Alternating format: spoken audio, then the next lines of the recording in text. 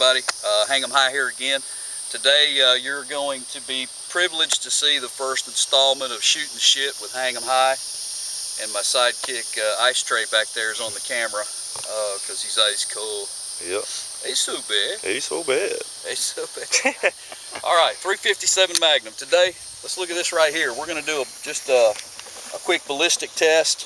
What we have here, the reason we call this Shootin' the Shit with Hang 'em High, is this is processed biosolids from the local municipal wastewater plant. It's about 16% solids.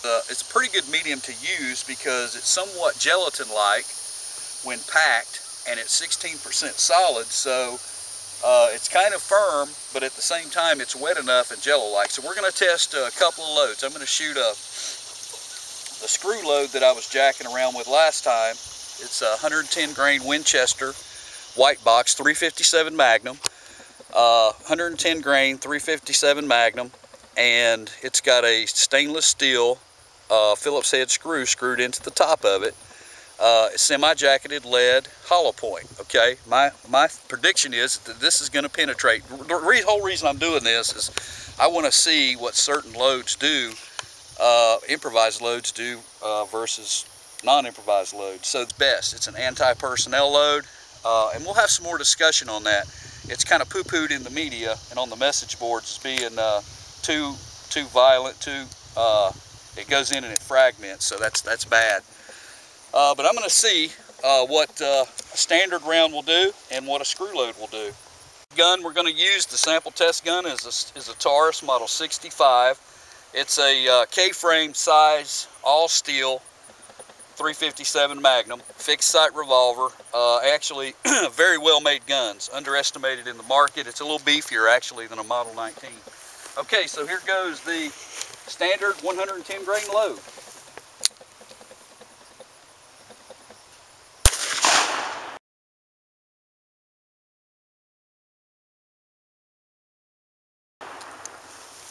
Pretty violent reaction. Okay, let's go look at the top of that. Okay, you see a lot of hamburger. It made a lot of hamburger right here. We're going to go digging for the bullet.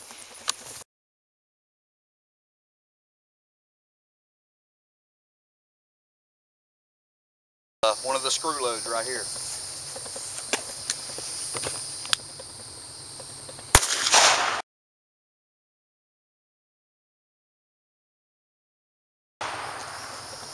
Let's go digging.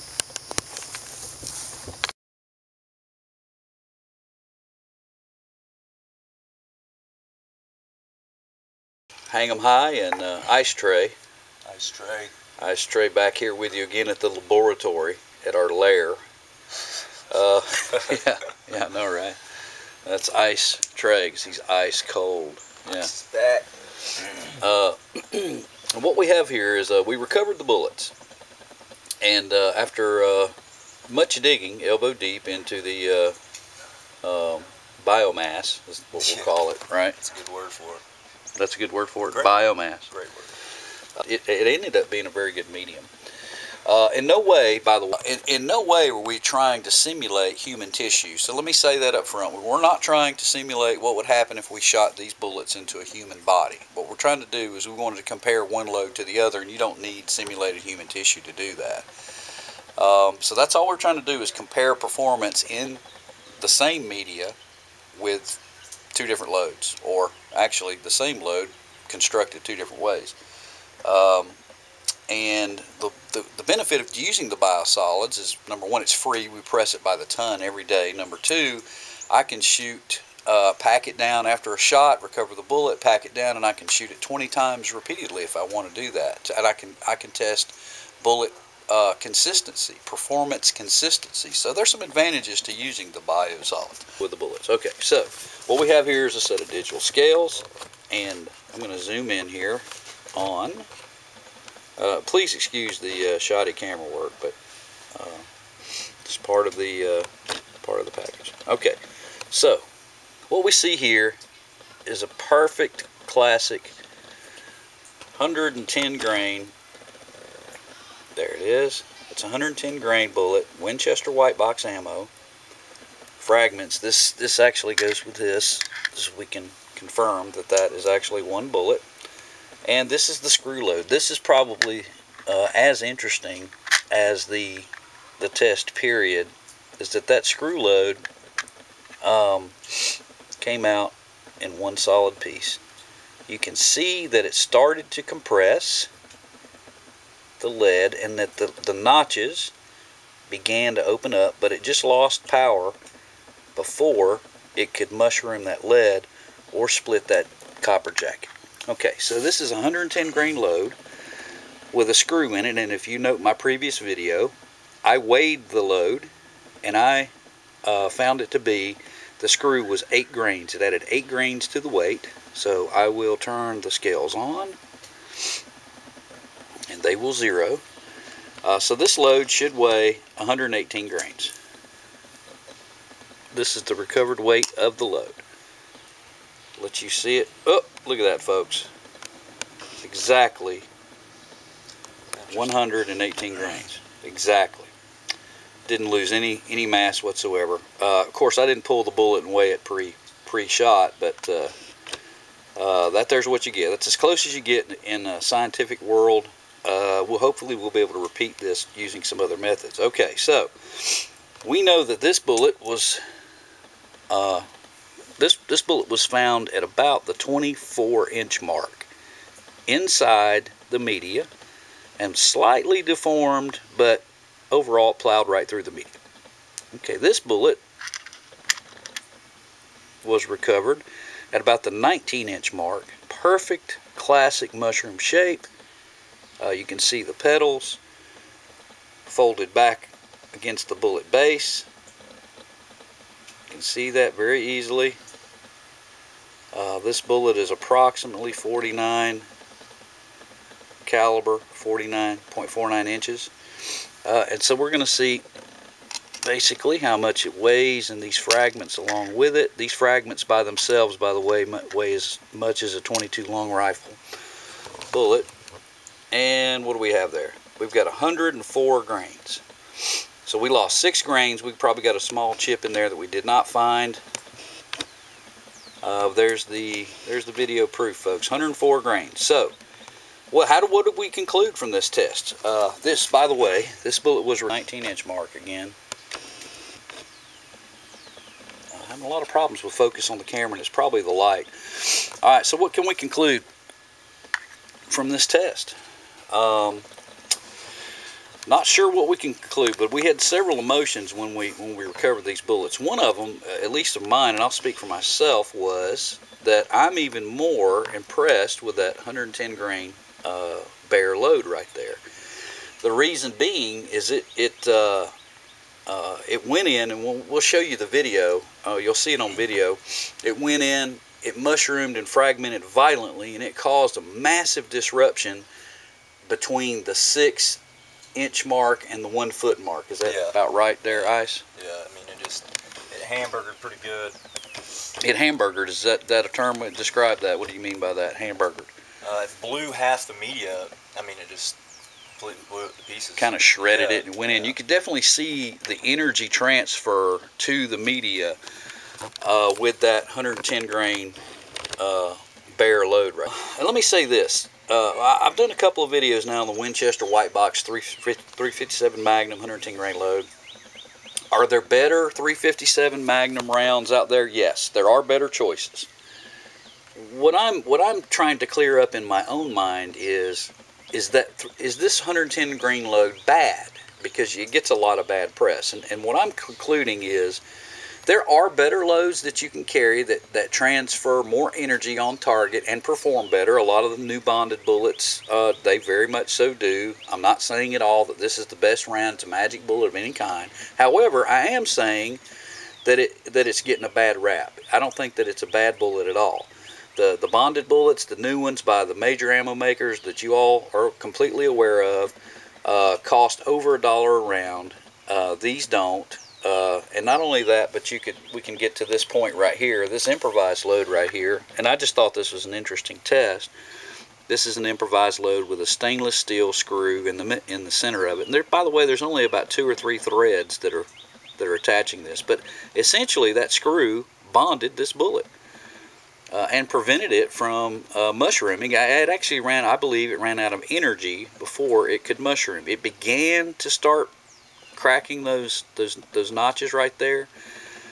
And it's interesting that the stainless steel screw is the hardest part of this entire bullet. It is harder than the lead, and it's harder than this copper jacket material right here too, which is cantelored right there. You can see that too. My thumb is indicating cantelor.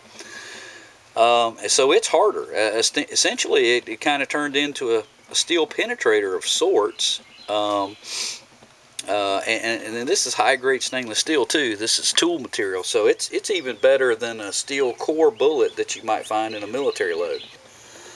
But this test, at least right now, confirms that it bonded the bullet, and it would make a great improvised load for the woods, wouldn't it, Ice? Yeah, I think so. It'd punch right through pretty much any brush or anything like that you can shoot at. So. Wild hogs, it'd probably make a good wild hog load, particularly in a carbine. If you wanted a, if you wanted, again, there are better loads for shooting wild hogs with. However, we're thinking of this in a survival methodology and mentality, in a prepper's way. That if we had, $25 and we could go to Walmart and get 4 boxes of this stuff, we could survive with it. We could survive with it. That right there, that load right there, makes a hell of an anti-personnel round. I'll say this again, that the Border Patrol used that load for years and were satisfied with it, and I can see why they were. I know that a lot of you out there are going to say, oh man, you take quartering shots, you shoot somebody from the side. That's a valid scenario. If we're taking all frontal shots in lightly clothed humans, that load right there is as devastating as pretty much any bullet you could shoot at somebody. But what about shooting cross-section and maybe through bone? That's a valid point to make. However, I will add to that no handgun bullet is magical enough to guarantee that you're going to get adequate penetration. Now, on paper, this load kind of predicts less than optimum penetration in those cross-section scenarios. But again, I said this in another video too. That's assuming that you only shoot the target one time, right, Ice? One time. You can shoot more than once, can't you? Yeah. And so what happens if you hit somebody from the cross section from the side? Say maybe they're robbing somebody, robbing a cashier, and you happen to pull a gun and fire on their side. What happens if you don't make it all the way through with the first one? You blast like 2 or 3 or 4 more, yeah. At least. So each of those successive follow-up shots should penetrate deeper, because all they got to pass through is a little bit of hamburger before they get. Yeah. So ballistic testing, it just assumes one shot, right? And you hope you end it in one shot. You hope the pulling of the gun, period, when they see you pulling. But we're not going to give a warning. We're going to pull the gun out and we're going to blast. We're not going to say stop or I'll shoot. We're going to go bang, bang, bang, bang until we see the threat die. Now, that brings another point to this 110 grain. This 110 grain is very manageable. It is a 357 Magnum. It does have a little bit of recoil, but it is much more manageable, arguably, than any other 357 Magnum I have ever fired in any gun. Today we were shooting it in a 3-inch all-steel Taurus Model 65, right, Ice? Right. And that's a nice beefy gun. But I have shot these in Taurus Model 85s, and I even had a 651 Protector series. I fired them in bodyguards before, and they're very manageable in the smaller J-frame, really light wheel guns. They're very easy to handle. And an argument for that might be that anybody in your house could use it if they needed to. Your wife, if you have a house gun and you wanted to load it with these, it's better than any 38 special load you could probably put in it, or at least as good as 150. I've got some very nice buffalo bore 158 grain lead semi-wad color hollow point bullets that are 1,000 feet per second plus Ps. 1,000 feet per second. So yeah, it's going to penetrate deep because it's 158 grain load, and it's going to open up because it's soft lead. It's a gas check bullet, but that load right there is just as good. I think it's just as good. Let's talk a little bit, Ice Tray, about the we feel like the trauma inflicted to the target is something that doesn't show up on paper. I mean, you've got basically 450 foot-pounds of energy that you're transferring to the target, but visually seeing the bullet strike the target and the trauma, the shock trauma that it causes immediately is pretty fantastic, isn't it? Yeah, it's pretty devastating. I don't really see, if you get shot mid sternum, I don't think anybody could. I mean, the percussion alone just rips everything to shreds in like a foot radius. So it's a big difference in between both of those bullets and the medium. Big difference. I think it's cool that you can take the same round and make just a customization and make them do completely different things. There's a big difference. Yeah, that was a point that you made to me earlier, is that we were trying to keep in mind, that you brought me back down to earth on that, was that this is, keeping in mind, these are two bullets out of the same box of ammunition, and they did two entirely completely different things. If I needed to and I had to survive with this load and it was all I could get, I could make it do, I could make it a penetrator round if I needed it to do that. It's still going to impart a good bit of energy to the target, and it's going to blow right through. And by the way, folks, there's nothing wrong with blowing two holes in the target. Nothing wrong with that at all, especially if you need it to do that, if you needed it to penetrate barriers. And who knows, that bullet, that screw load right there didn't hit any bone. It was just fired into a soft medium. But had it hit bone, who's to say that it wouldn't have started mushrooming that bullet, and it performed more like a conventional hollow point. But again, in no way am I saying, go out and start putting screws in the end of your bullets and using that as a self-defense load. But we're just simply saying the fragmentation. I can tell you that Ice was completely impressed with the fragmentation and the effect on the target. Not just that the bullet fragmented when we found it, and how amazing that is, but that when we recovered the bullet, he witnessed on two separate occasions, he witnessed this bullet fired into two different mediums and saw the devastating effect that it can have when it enters and starts plowing through 12 inches of medium. So that's been pretty impressive to you, hasn't it? Yeah. Trey?